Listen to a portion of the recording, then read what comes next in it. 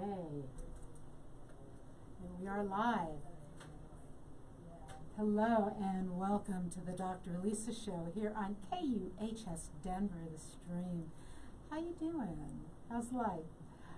You can check in with me live and chat back, give me some responses on Facebook, on Twitter, Facebook, the Dr. Elisa show, Twitter, KUHS Denver, and I just found out that you can also go to LinkedIn as of this week and go to Henry Archuleta and see the show live there, which is just so exciting. So if you are checking in for the first time, welcome, welcome. If you're one of my returning guests, one of my returning listeners, thank you, thank you. It's great to have you. So if you don't know who I am, and you can tell if you're watching, I'm doing a little technology play here to make sure I know what I'm doing. If you, I'm just checking in on stuff. I'm Dr. Elisa, and the doctor is real. I've got a PhD in Ed Psych.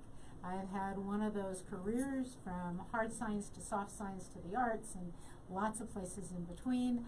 And the show is just something that is something from my heart, a gift from me to you. I'd like to give you a couple reminders that this show is spiritually multilingual. So open up your mind, and if you hear a word that jars you and doesn't work, just translate it into a word that does work for you. I've always got a guest on. I got an amazing guest on today. I'm not going to introduce her yet. That really speaks to my tagline, which is life on the loose. And over the last couple years on the radio, I've realized my old tagline was inspiring a renaissance of spirit. And I thought that's lovely, except I don't actually even know what it means. And I couldn't articulate it. And then I realized the way I've lived life is a bit on the loose. And no, it doesn't mean that I sold everything I owned and that I, wander around in a lovely gypsy wagon, which would be fun, but it doesn't mean that. It means that I've learned that sometimes the rules that we are taught don't work for us. Sometimes those rules define us as the loser, and that means we shouldn't play that game. And that for many of us, and my guest is one of these people, life changes via synchronicity and happenstance and courage, and we just have this opportunity, and before we know it, we're through the looking glass or down a rabbit hole or just somewhere different. So that's what the show is about. So just reminding you, those of you who have been checking in with me, Darkfire is still available. They're always available, right, on Amazon. And I still have a couple free Kindle links. And so if you go to my website, elisarobin.com, and sign up for my website, let me know, email me, shoot me an email, I'll send you a free link. If you don't have Kindle, that's okay. Hold on, playing with the mic here. If you don't have Kindle, that's okay. You can download a Kindle app. All right, that should work. First book is Way of the Well. You can also get it on Amazon, and you can read them in either order. It doesn't really matter. Both of them are spiritual romantic adventures, and then there's Pirate Wisdom, which was a book I wrote with my then boss, who then became a chancellor and now is one of my BFFs, and is leadership via Johnny Depp and Jimmy Buffett, as opposed to, everybody else's rules. So that's me, and remember, you can find me at elisarobin.com. You can find me on Facebook. You can find me on LinkedIn, at Twitter, on Instagram. I'm trying out TikTok for the first time. Not successful yet, but would love it if you would check out my TikTok and give me some advice on what else you'd like to hear. And remember, I'm available for mentoring and for speaking and, a variety of things. Okay, so enough about me. In case you haven't guessed, sometimes I chat a little while because you guys have to get ready to listen, So I'm waiting for the technology to catch up and for all of you to tune in and be ready, okay? And just in case you're wondering, you are tuning in from England, from I'm not even sure where that is from South Carolina, from Ontario, from New York City, from Taiwan, from United Kingdom, from many, many, many places. Okay, enough about me and enough about that. So as you know, I bring people on who have this kind of life on the loose piece. And today's guest, when I first met her, I wasn't sure that's who she was.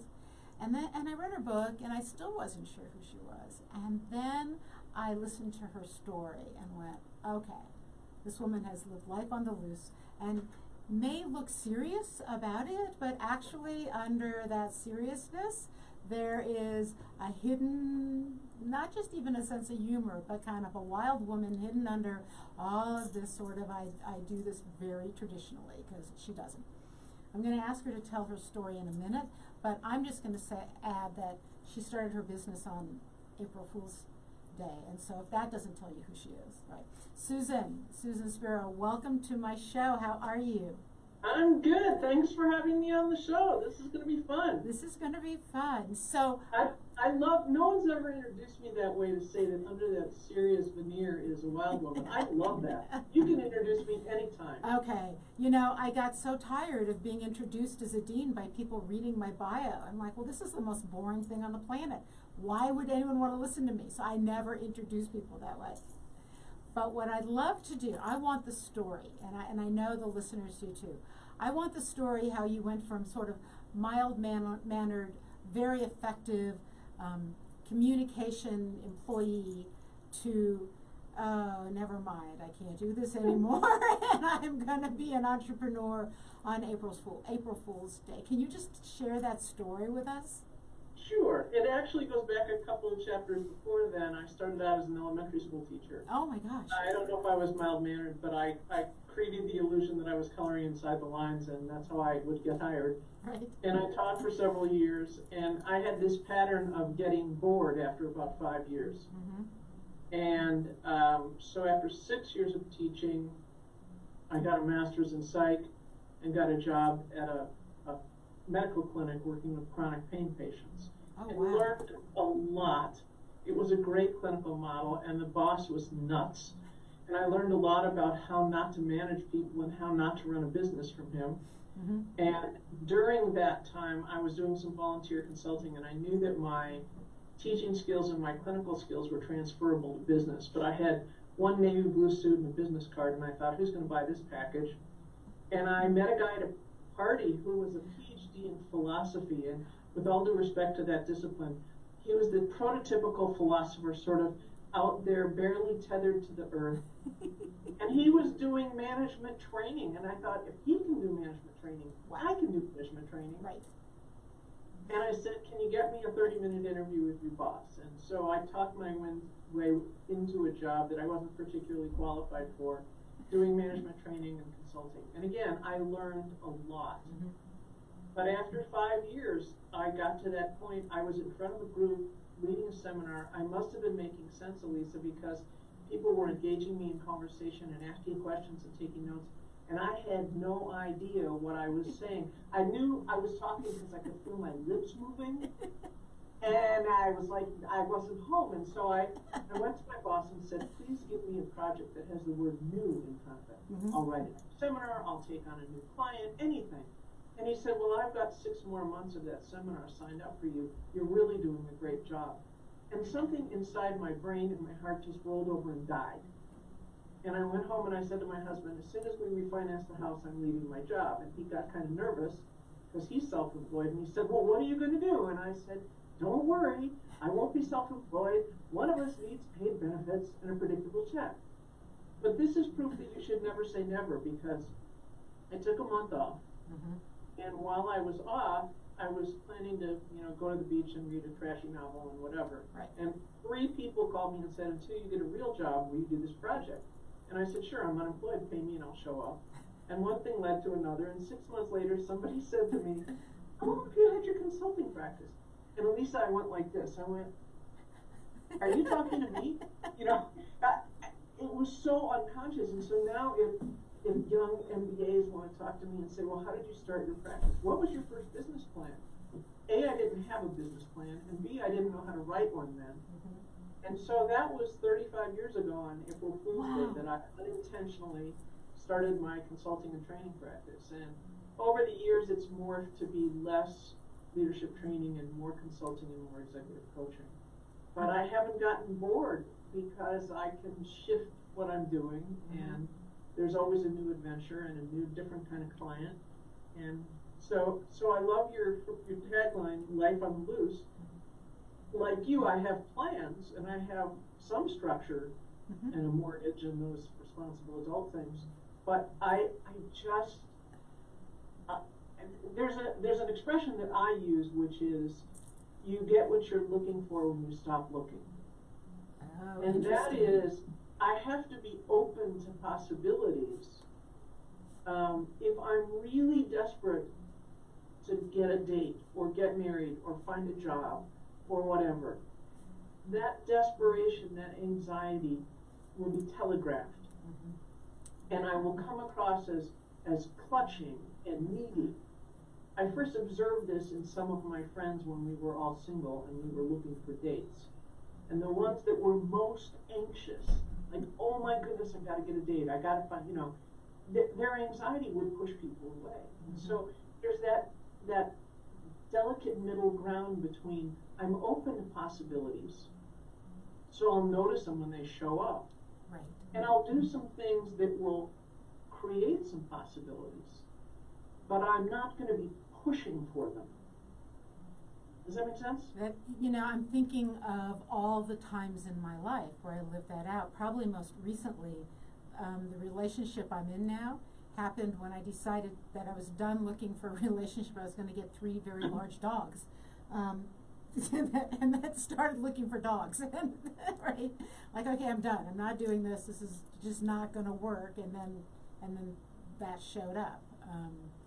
And there's something, like, there's some synchronicity. Like, the psychology, I absolutely agree with you. The anxiousness shows up, but there's some sort of other weird, I don't know, magic, synchronicity, something about this that when all we do is focus on, I've got to get this, it runs away from us, which flies in the face of all the new agey manifested by focusing on it all the time, right? Wow, so you're sort of like a unphilosopher, right? Like a... I guess. I mean, it's funny when you say that about your current relationship, because when I met my husband, I was in exactly the same headspace. It's like, okay, I've dated some losers, I've had some weird relationships, I'm done. I didn't get a dog, but it was like, I'm done for a while. And the weekend that I said that, I had 4 dates. I'd never had 4 dates in 4 different dates. I'd never had 4 different dates in one weekend in my life. And my husband was fortunately the one that stuck. It's kind of an amazing thing. Like I said, all the new agey stuff is manifested by visualizing it and focusing on it and making it happen. And I'm like, yeah, that actually hasn't worked that well for me. Interesting. Let me play devil's advocate for a minute. Okay. Yes and no. If you say, I'm going to focus on it, then there's that anxiety. Right. If you can focus on it gently, I've never thought about this before, but you're making me think about it, Elisa. Oh, good. I like this. If you focus on it gently, that tends to propel you toward opportunities, if that doesn't sound too flaky. You and I have talked about appreciative inquiry, which is an approach to change that was developed by David Cooperrider out of Case Western Reserve, that was originally designed for change in organizations, but it absolutely applies to individuals. And it goes like this. Instead of saying, what's broken and how do I fix it? In which case, I'm focusing on the problems and what's broken. In which case, we tend to get more of what we focus on, so I'm more likely to get more problems. Like the people that keep dating the same bad people and have the same issues, or have the same bad job and the same bad boss, because they're focusing on the problem, so they get more of that. Instead of that, Cooperrider suggests, let me focus on what are my strengths and what are my successes, and what are the relationships and situations and jobs where I felt really, really alive. And I felt like I was at the top of my game. Right. What were the characteristics of those relationships in those situations? And now how do I leverage those skills and those experiences, those successes, Right. to address whatever is not working in my job, in my relationship, in my life? But I'm starting with what works, what am I good at, what makes me happy, Right. what uses my skills, and then how do I leverage that, take the part that's not so good and make it better?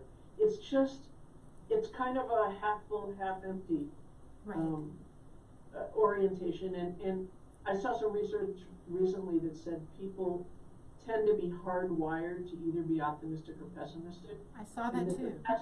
And the pessimist can learn to be optimistic, Right. but it's harder for them. Right. And I know someone who is very near and dear to me who says, half empty, half full, the same amount of water in the glass. but the question is, what are you focusing on? Right. Are you focusing, if you focus on the half empty part of the glass, you may be one of those people for whom it's never enough. Mm-hmm. If you focus on the half full, well, at least I have a half full glass of iced coffee. Right. At least I have that. Mm-hmm. So it's how do I visualize what I want? And am I focusing on the positive part, or am I focusing on, oh, I'm so miserable, I have to get this job, this relationship, etc. So I think you said something else, and it's interesting because this is not where I thought we were going, but it's a great place. To focus on that positive also gently, right? So not every day needing to focus on, I'm creating this, I'm creating this, I'm creating this. It's like, the world opens up in front of me. All I have is my next step and my next minute. And if I can relax into that, focusing on my strengths, and right, as opposed to, I know what I need and want and create, that there's a gentleness to this. That, and I have to say I like that because I've lived a life that I'm trying to not do now, of kicking open doors, right? Because doors were always like just mostly shut, and always the front door. So I was always like kicking open the side door because it was cracked. I joke, though it's true, I was rejected from 2 of the institutions I have graduate degrees from. So, but there's always a way, and that's my pirate sense. There's always a way. I know you said no. There's always a way. And the problem with kicking open the door, one problem is you might hurt your toes. And if there's someone on the other side of the door and you kick open the door and you hit them in the head with the door, as opposed to if you open the door. Now, people who know me well would say, I can't believe Susan Spero is suggesting that you go gently, because there's a lot of my life I do not do gently. Right. But instead of kicking open the door, if you open it a little more gently, you're not likely to hurt your toe, you're not likely to hit somebody on the other side, and you make it a different response. Well, I've also noticed, let me say, that I probably don't kick it open, I probably sneak in, and that, so coming in, I come in, because like if they don't notice for a while and then I'm there, I have gotten myself into, I've had people say to me, I don't know how you built the career you did, because it doesn't happen, which is so true of you, right? It doesn't happen. So I would rather talk about you than me, but this is like just really fascinating to get this part of you out in an interview, right? First time. First time, I like that. That's what this show is about. So there's a couple things I'd like to talk about, and I'm going to let you choose. I'd like to talk about the tools you use when you're working with people, but we can talk about them in the framework of the book. So would you like to tell us about the book first, and then we'll go down that?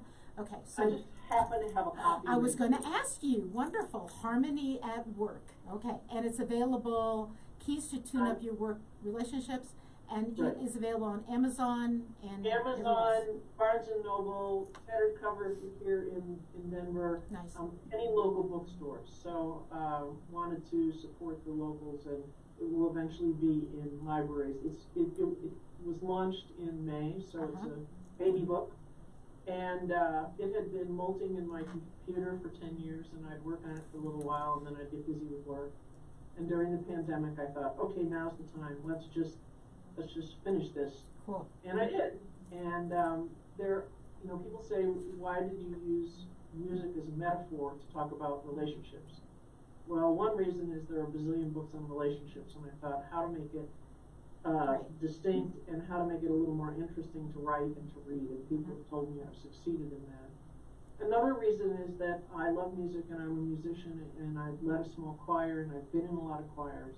And I saw the analogy about how music develops. Okay, we're a choir, we get the music, we look at it. My choir used to say to me, we can't do this. This is too hard. I can't find my note. I can't hear my part. That's where we'd start. I don't even know if I like this music. Do we really have to sing this? That's where choirs would often start. And they'd work through the music, and often they'd say to me at the end, after we had performed the music, that was really good, and they were surprised. How did we do that? I said, well, we've been working on it really hard. Well, I didn't think we could do it. I know, but I did. So I saw the analogy of when relationships start out, and they're pretty rough. They can be rough. Right. Once in a while, you meet someone, and there's this immediate rapport, and you feel like you've known them all your life. The rest of the time, we have to work at it, and we have to go through the stages. Right. So Harmony at Work, first of all, uses music as a metaphor to describe how our relationships evolve.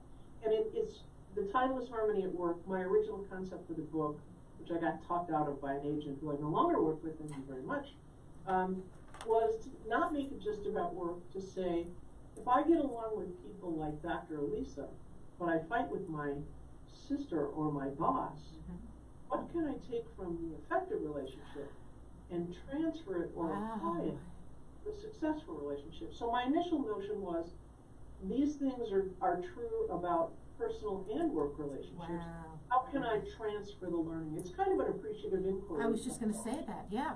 That's a way that personally you use that. That's brilliant. So, thank you. So that's the background of the book, and you know, people say, why did you write the book at this point in your career? I wanted to try and put together a lot of the tools and ideas that I've used, that I've learned, because often, especially in a work setting, people will go to a seminar and they get the tool or the assessment or the model, and then they go home or they go back to work and they say, well, what do I do with this? How do I really apply it? And last month I went to another seminar or took another assessment, and how do I make those, how do I integrate those? And so this book was an attempt to create a resource book where I integrate a lot of the commonly known tools, assessments, approaches to communicating, resolving conflict, starting a relationship, deciding if I should end a relationship, and try to put it all in one place. And the 6 chapters, which all have musical names, what a coincidence, talk about the evolution from the beginning of the relationship.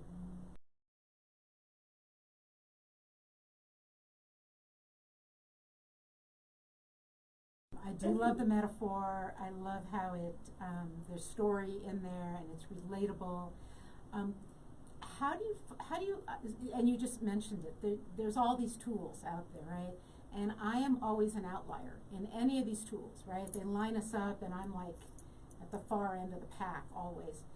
How do you know which tool at which time when you're doing your consulting work, or how do I know when I'm reading the book? Is it just what I resonate with? I think it's largely what you resonate with. It's a great question, Lisa, and I hear it a lot in coaching relationships and consulting relationships. Often, regardless of the assessment, people will say, I'm going to make up a number. This is a completely fictional statistic, but I'm going to say 75 to 85% of people that take these assessments read it and they go, yep, that's me. That's me to a T. And then there's the rest of us in the outlier on the bottom part of the bell curve who say, you know, that really doesn't fit with me. Or I'm one way at work and I'm a different way at home. Right, yeah. And when people feel like, so you asked 2 questions. What if you're an outlier, and how do you integrate the different assessments? The first part about being an outlier, when someone says to me, this reading on this assessment doesn't fit, or 2 of the 4 scales fit and the other 2 are completely nuts, I start asking questions. Where are you in your life now? Are there some significant changes and or traumas and or exciting things that have really mixed up your life right now? Because if that's true, you may get a score that's not particularly accurate. Another question I ask is, did you answer these questions? A lot of these assessments say, answer them, I like the Myers-Briggs terminology, your shoes off self. When you're home, you're relaxed, and nobody's looking. Right. Did you answer it that way, or did you answer it the way your boss tells you you should be, the way your mama told you you should be, the way you want to be when you grow up? Were you really answering the questions as you believe you are when nobody's looking, or were they aspirational answers? And I think I ask questions like that to try and help them assess why might my scores might not fit. And the reality is, a lot of these assessments are tested and validated, but they're not 100% for everybody. And so, if you say to me, this doesn't fit, great, let's find what does. Which leads to the other question, how do you know which assessment to use for and which results to pay attention to? Part of it is what resonates, what fits. And part of it is what's your goal. When people say, I want you to do some assessments with our leadership team, my first question is, what's your goal in doing assessments? I love doing assessments, but I don't want to do them just to do them. What's your goal? What are you trying to accomplish? Well, I want my leaders to have more self-awareness and to understand the dynamics with their team. Okay, now that we're clear about the goal, let's figure out which assessments will do that the best. Okay. And the third part about if it doesn't fit, I had a thought and it just escaped. So we'll come back to that. It'll come back. So, I was a dean, and there was an assessment that the education people were using, and I don't remember which one it was, but I noticed they were using it what I considered incorrectly. So, for example, I'm probably an ambivert, but I'm an introvert who does I act a great extrovert, because I can work a room, right? And I know as a dean I needed to extrovert. But I would have people say, oh no, you can't be an introvert because introverts aren't good leaders. I'm like, that is so not true. Or this person tested like this on this inventory, so they're not going to be a good chair, or they're not going to be, and like, no, this is how I do it, not what I'm capable of. Do you find that a lot in your work? All the time, and I call it type bashing. Okay. If you take Myers-Briggs as an example, a lot of people know 16 boxes, 16 types. And as much as I like the assessment, the Myers-Briggs people have these little placards you can put on your desk that says, ENFP spoken here. And that rankles me, because that implies that if that's my preference, that's the only language I'll speak, and I won't speak your language. So there's an arrogance about, well, I'm a this type, so I'm a big picture person, so I can't do details. That's ridiculous. Or I'm an introvert, so I can't be a leader. That's ridiculous. The other thing is that people do what I call type bashing. And that's exactly what you just said. Oh, you're a this, so you won't do well in that. And a lot of the assessments are not legal. Not only are they improper, they're not legal to use in hiring, because you can't prove that this profile will not do well in a particular job. I'm thinking of one guy I met. He was on the far end of the extrovert scale on Myers-Briggs, and he did very well in IT. His profile was not typical of what most IT managers was, and he did really well. So his Myers-Briggs scores were not an effective or an accurate indicator of how well he would do in the job. So assessments are like a baseball bat. They can be, or let's say a hammer, that's a little better. Okay. A hammer can be used to build a house, or it can be used to smash a window or to hurt somebody. It depends how you use the tool. So when people use assessments effectively, it can lead to a lot of self-awareness and personal growth and team development. When they type bash, or they make assumptions based on someone's scores, they can do a lot of damage. Interesting, because that's what I've seen. And I think at some point I just stepped away from them and started using astrology and saying, think I'll just go with this. I mean, this one, it's a little more flexibility in this one. I kind of like this. And the Myers-Briggs, actually, if you look at the archetypes, it probably evolved from Carl Jung's archetypes on it, and which he got from astrology. So I'm like, that I didn't know, but I mean, people misuse astrology in the same way. absolutely, absolutely. So, and oh, anything you're a you can. Capricorn, you don't do that. Well, but I do, you know. So really, it comes from, this is another communication piece. We're misunderstanding any of the inventories we're using, as opposed to understanding how to use information to be more aware and to build better relationships. We're like typecasting, right? Exactly. Interesting. I mean, if I had never met you, and I made assumptions about, well, Elisa has a PhD, so she must be this. Elisa has a radio show, so she must be that. My assumptions might be spot on, and they might be completely off. And unless I'm willing to get to know you and ask some questions and have some good communication with you to check out the assumptions, I could be really doing a lot of damage to the potential relationship. Yeah, you talk about that in your book. You talk about, because I love your notions about relationships, that, what do you call it, an adaptive robot, a chronic seeker, or a student of relationships. And before I let you answer, we're getting to the end of our time. Do you have a few more minutes? Can you stay a little longer? I do. Okay. I can. Okay, good, because this is so fun. So talk about this, like, because the book is about communication. It's definitely about, and the work you do is incorporate, and yet, this is really about all different kinds of relationships. Exactly. Right. So where did you come up with the adaptive robot? I'm like, that one's really struck me. I made up those terms when I was thinking about the first stage of relationships, which I call auditions, where people are deciding, do I even want to apply for this job? Do I want to try and get on this project team at work? Do I want to join this club after hours? Do I want to ask this person out for a date?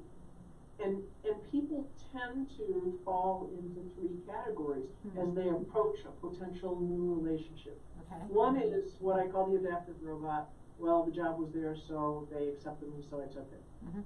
The person pinged me on a dating site, so I went out with them. They asked me to volunteer on this committee in my club, so I went. You know, it was there, I have a pulse, I went. And I'll adapt to whatever happens. Okay. Those people have less stress when they're approaching a new relationship, but because they don't think much about it, they may slot themselves into yet another bad relationship. The chronic seeker is the one where the grass is always greener. Okay, I've only been in this job or dating this person for 3 nanoseconds, but I see something over there that looks better, and they're always looking for something better. They're never really happy with what's on their plate in the moment. The third one, I believe, is student of relationships. You know, I have them right here. Student of relationships, yes. Okay. Sometimes, like my son said to me, what are the chapter titles, Mom? And I said, I don't remember. He said, Mom, you wrote the book. I said, I looked at it so many times I can't remember. The student of relationships can either be a really good thing or a bad thing. That's the person who is very observant and somewhat analytical and is stepping back and saying, you know, how is this going? And let's talk about how this is going, and really trying to understand what's going on.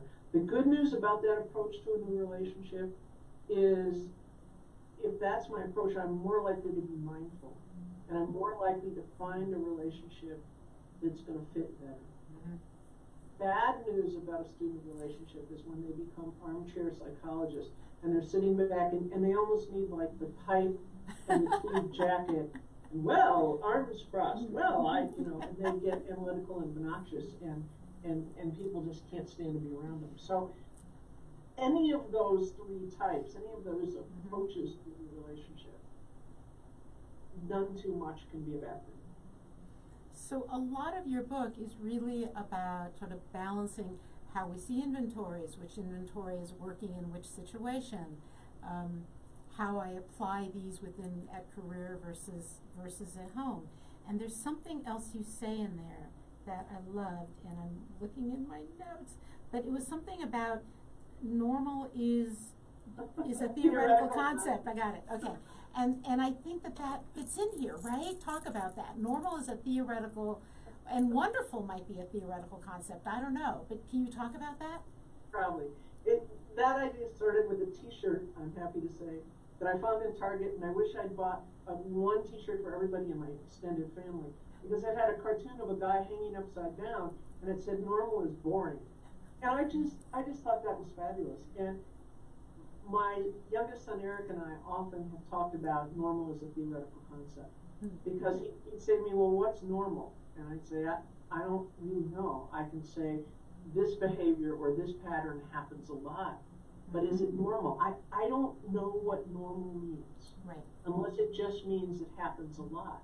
But that doesn't necessarily mean it's good. And so if people say to you, well, what you're doing in your relationship is not normal, then I want to start asking questions, because I always ask questions, which is, well, what's working about it and what's not working? And what is it that you want me to change? Those questions and that information is more useful to me than normal, not normal. And that's why I love the phrase, normal's a theoretical concept. Well, and it also has, it's a point on the bell curve. Yes. You know. Right. In a certain time. Right? What was Right. normal during the Victorian age, right, it was wildly not normal now. And I think it's part of my point of life on the loose. What is considered normal. So I was a geologist, and I've talked to male geologists, they had a great time in these oil company jobs. Yeah, clearly not. Didn't cut my hair, didn't wear a blue suit, didn't wear a little necktie, right? I thought I'm gonna just be me, and I thought if you worked hard, that's what worked, and clearly the rules aren't written that way. That was not normal, Elisa. I that was know. not normal. No. And what's normal for you on a Thursday in August might not be normal for me, and might not be normal for you on a Thursday in September. So it's not a static point, and that's why I find the term not very helpful and sometimes amusing. Mostly amusing, I think. So I don't want to take too much of your time, but I'm just loving this time with you. So I'm kind of wondering, want to sort of circle back to this, the happenstance, the synchronicity of becoming an entrepreneur without noticing, right? Like, oh gee, I wonder how that happened, right? And without the planning, which I think was so powerful for you, right? I know people who, I have to have the perfect website and the perfect business plan and right before I can do anything. And one of my friends who's a business consultant said, actually you need clients. That's what you need. And that's what you did. So I'm just sort of curious about thoughts you have on people who want to be entrepreneurs. Again, it's a great question, Lisa. I'm thinking of a balancing act. Okay, so let's say I'm in a job I don't like, and I've decided, and a lot of people did this during the pandemic, I'm going to be an entrepreneur. To heck with this corporate bureaucracy stuff. I'm going to go be an entrepreneur. Again, there's a value to some planning. For some people, I'm not actually advocating that you do it by the seat of your pants like I did, because I was just lucky, and I ended up in a good place. And I had clients, so I love that as a criterion. But it does help to have some focus about what is it that I want, and what would that look like, and would it be helpful if I talked to some other entrepreneurs to hear the good news and the bad news about being out on my own? Because when people approach me and say, I'm thinking of starting my own business, I ask them questions like, how much do you like the hustle of looking for your next client? Right. And wondering what your next paycheck is going to be, because it's not guaranteed.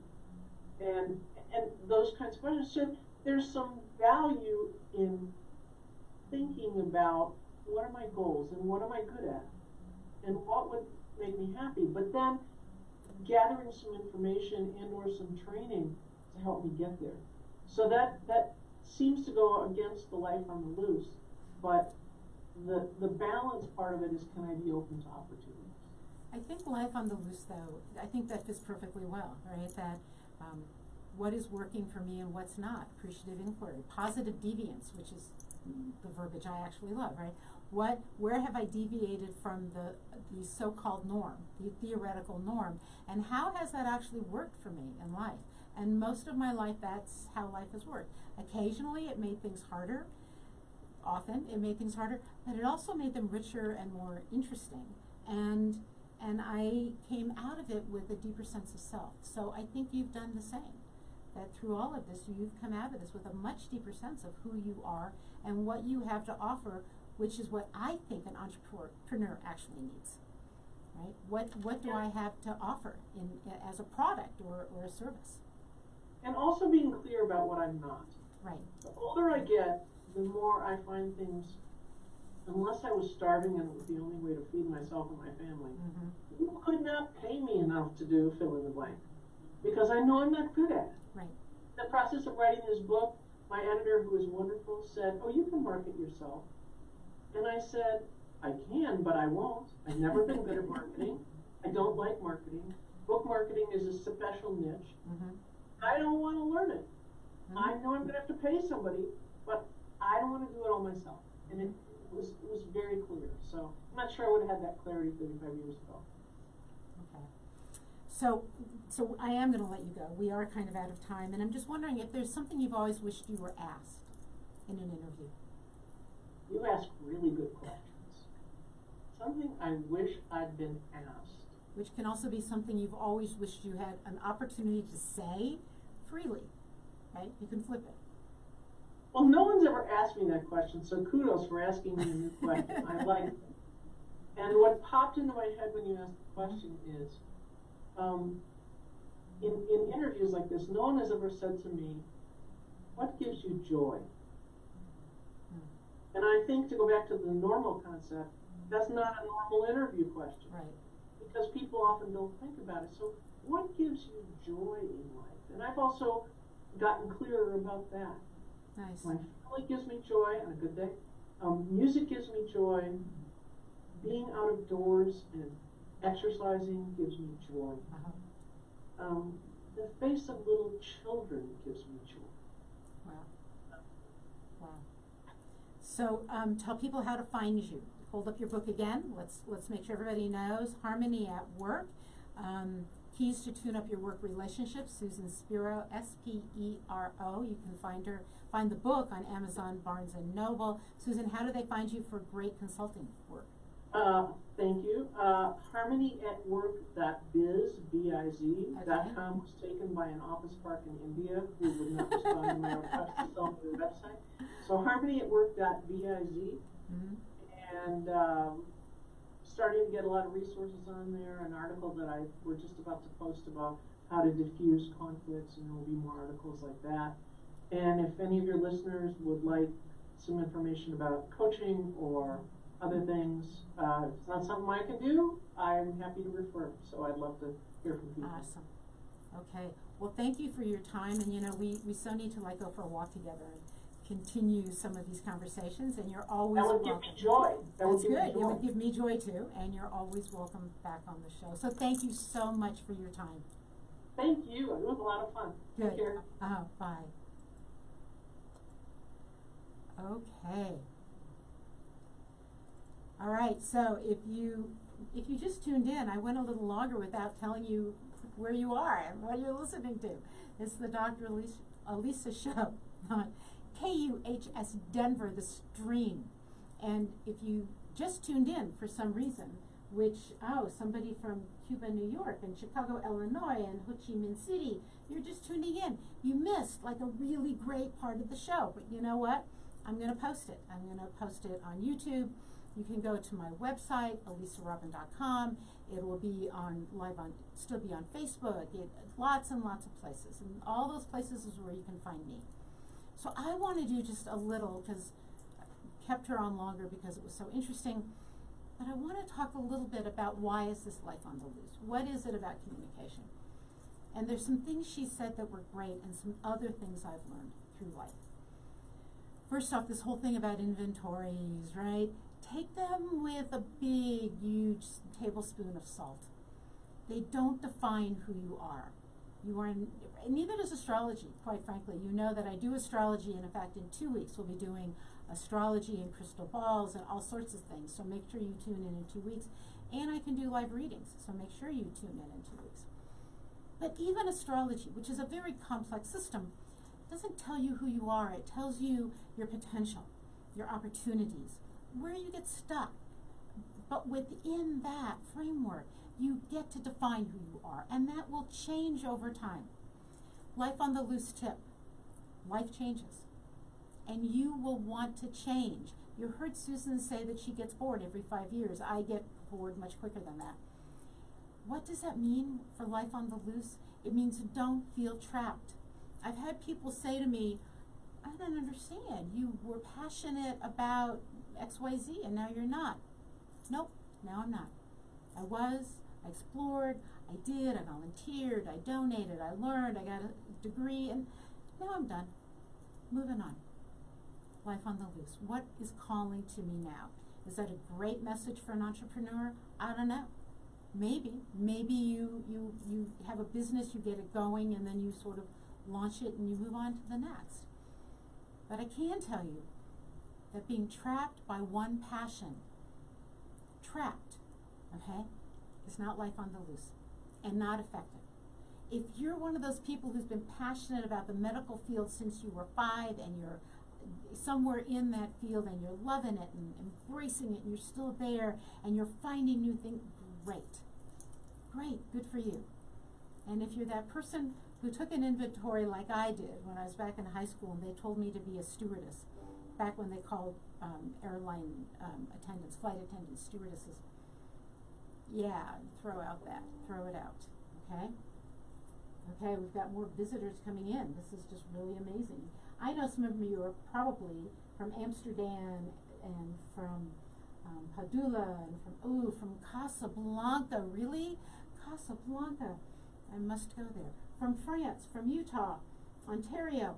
I know you're, because in a little bit you're going to get the marvelous Henry Archuleta and the soulful jazz. I know that's what you're jumping in for. But thank you for coming in for the end of my show. So, inventories don't define you. They don't limit you. Don't let your passions limit you. One of my last guests talked about defines herself as multi-passionate.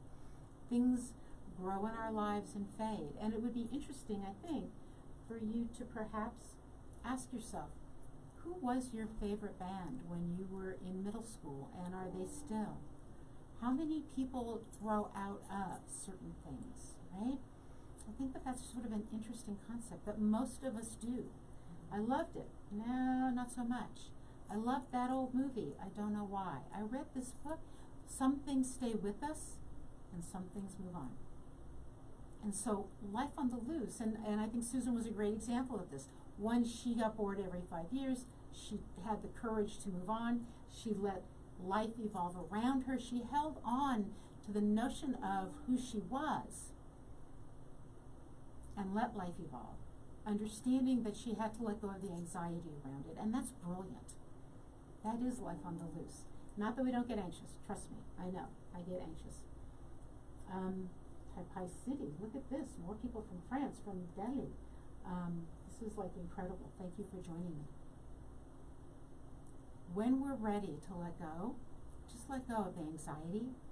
And trust me, I know, I get it. When we gotta feed our kids, when we gotta take care of our homes, we gotta do that.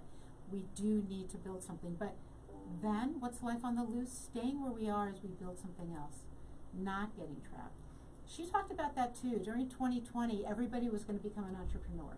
Everybody was gonna be an entrepreneur. And I think that that's lovely. I mean, I wrote a book. But it's also something about accepting the timing of life. And I'm really bad at that, can I just say. I was trying to get my dog spayed, and I waited just like 2 weeks too long, and she went into heat, and I beat myself up. I'm still beating myself up, because I don't like the universe's timing. I like my timing. I'm working on it. And maybe that's the key, is to be aware, like she said, that the inventory is like astrology. Helps you be aware of your strengths. Helps you be aware of what you might be doing that's holding you back. That they don't define you. passions don't necessarily define you if they trap you, if you're only allowed to have those passions. So let's play with this just a little bit. What is life on the loose? And I say it all the time. It's understanding that the rules that are theoretically normal often define you as the loser, especially if you're a person of color, and especially if you're a woman. They define you as the loser, or as not quite good enough. And when you are playing by the rules of a game, when you're in a game, which by definition you're going to lose, you should get out of that game. Or you should change the rules. When I was in grad school, I was learning a software program for statistics. And they were trying, this is an older program, it's much easier I'm sure now, but they were trying to teach us the step-by-step tools for how to get your answer. And I just saw a shortcut and went for it. And they asked me, you're not following the steps. I'm like, no, because I don't need those 5 steps. I can go to this step and just, take a hard right, and I'm right there. I got the answer. And they just stared at me and said, that doesn't work. Well, I got the answer. I got the right answer. And give me a few more and I'll test it out, because if it does, then I should take the hard right. If it doesn't, okay, I won't always do it. Sometimes it's about trusting that if the rules aren't working, I need to just change them. Now remember, I'm never talking about lying, cheating, stealing. I'm always aware that money is not something you cheat about. You don't lie, you don't steal, we follow some basic rules of living well in society. But in terms of how I create my life, build my relationships, build my career, there's so much room for variation and innovation and creativity and energy, as opposed to just walking down the path that somebody else said was your path. Now, you might be lucky. Actually, it's hard when nobody gives you a path at all. I mean, that's the other side. I know I've used this example, but when you're sailing and you're coming, let's say, back in from open water, the red buoys are on your right return. The green buoys are on your left. They're oddly numbered because green is just odd. And that's simply how I remember them. It's simply a pneumatic. But how you sail between them is up to you. Those are just the markers of where danger is. Don't go there, it's dangerous. Not just for you, but for everyone else. Life on the loose is then understanding that there's a joyful way to know where those boundaries are and to recognize them, but also to create your own, and also to create your own pathway, your own freedom. And life on the loose, I have to say, also has something to do with boundaries. What are my boundaries? You heard Susan talk about relationships and the way we are in relationships and communication in relationships. And one thing we didn't get to that would have been lovely is, what about boundaries? When do I also say, no, I don't do that, or not there, or I'm willing to do this because you care about it, but it's not actually working for me to do it that way. That too is life on the loose, is what are my boundaries? And then I sort of love that piece of appreciative inquiry. What am I doing in this relationship that works really well that I could maybe use in that other relationship that isn't working so well? And often what I have found is, I'm just grumpy. Maybe I should own it. And maybe that's life on the loose too, is owning when it's me, taking responsibility. That may not sound like life on the loose, but truly, there's a lot more freedom in your world when you take responsibility, when you say, I'm going to own this, and I'm going to learn from it, and I'm going to grow, and I'm going to hold myself responsible. Okay, enough of that. I'm hoping you loved this. Please go to my website, elisarobin.com, and sign up for my blogs. Come on, I'm an amazing writer. Buy one of my books. Repeat that statement. I'm an amazing writer. And they're fun. And then email me. Tell me what you'd like to hear on the radio. Tell me how you liked the blog. Work with me on that. I do have some free Kindle versions left of my book. If you'd like one, let me know. Again, where do you find me? Dr. Elisa Show on Facebook, Elisa Robin on Facebook, Elisa Robin on LinkedIn, Twitter, I'm there, but Instagram, I'm there, elisarobin@msn.com. Just email me. I'm available. I'm available for readings, astrology, and I use that as a mentoring tool, so an ongoing, not like a one-off, but I'm available for that. I am available as a speaker, and I've got a video on my website that gives you an idea about me as a speaker. And I'm available for consulting work, other kind. I do higher ed consulting. I also teach workshops. I do a lot of things, but definitely the mentoring and the speaking are the two that, you know, that and the writing are the ones, those three that I'm pushing, that give me joy. So I hope you had some joy from this radio show, and I am going to sign off and let you sort of take a deep breath and get ready for the marvelous Henry Archuleta and amazing jazz. And until I see you again in 2 weeks, please stay well, stay inspired, and let me know how the show has ignited something within you. And keep living on the loose.